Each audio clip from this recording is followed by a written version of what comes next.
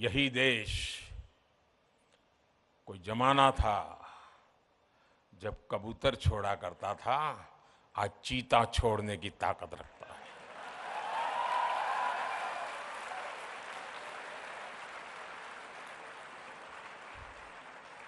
इस सामर्थ्य के साथ घटनाएं छोटी होती हैं, लेकिन संकेत बहुत बड़े होते हैं।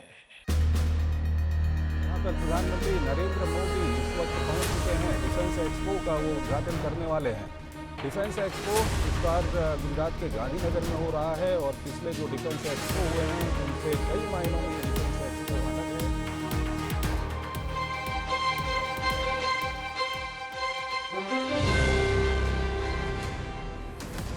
दुनिया की महाशक्ति बनने के लिए जरूरी है कि आपके पास सबसे शक्तिशाली और आधुनिक सेना हो, लेकिन दूसरों के हथियारों पर निर्भर होकर आप ऐसा नहीं कर सकते। इसीलिए प्रधानमंत्री ने रक्षा क्षेत्र को लेकर एक बहुत बड़ा निर्णय लिया, जो आने वाले सालों में देश की सेना की तस्वीर बदल कर रख देगा।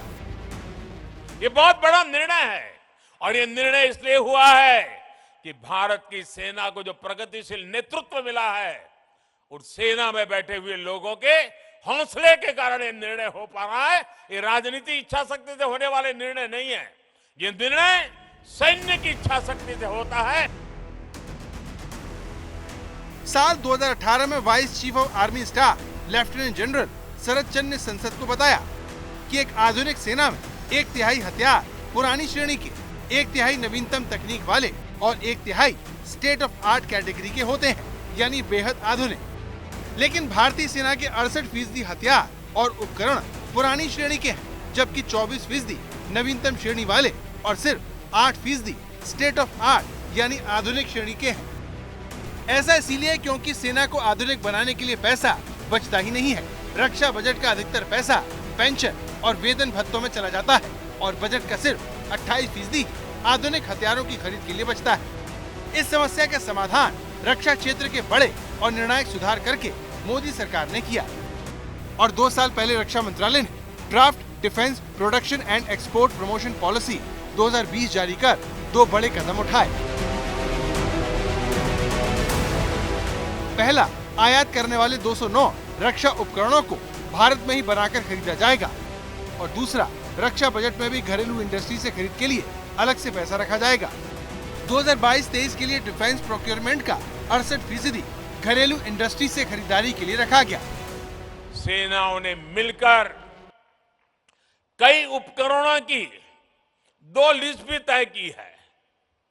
उन्होंने एक लिस्ट वो बनाई है जो सिर्फ देश में बनी हुई चीजों को खरीदा जाएगा। रक्षा क्षेत्र के ऐसे 411 साजो सामान और उपकरण होंगे जिन्हें भारत केवल मेक इन इंडिया के तहत खरीदेगा। इसका नतीजा ये हुआ कि भारत में ही हथियार बनाने का सिलसिला शुरू हो गया और जिन हथियारों के लिए हम दूसरे देशों पर निर्भर होते थे, वो घर में ही बनने लगे।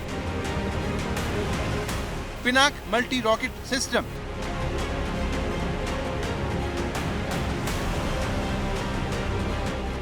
$17,000 से 18,000 फीट की ऊंचाई पर दुश्मन को निशाना बनाने की खूबी वाला गरुड़ गन सिस्टम, या फिर भारत की सबसे शक्तिशाली मिसाइल ब्रह्मोस का नया अवतार।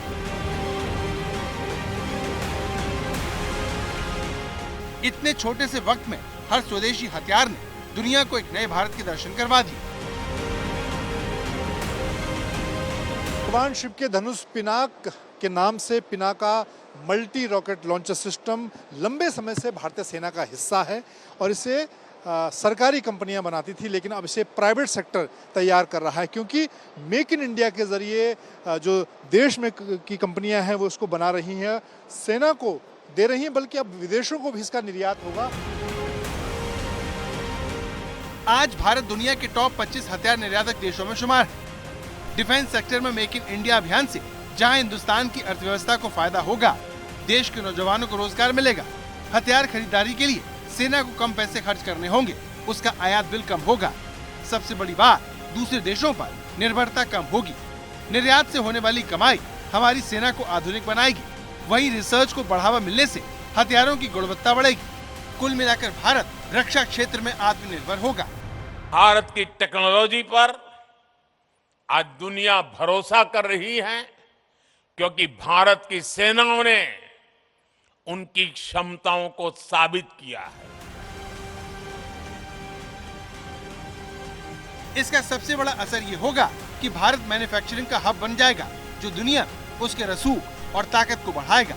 $5 ट्रिलियन की इकोनॉमी बनने के सपने में बहुत बड़ा मददगार साबित होगा।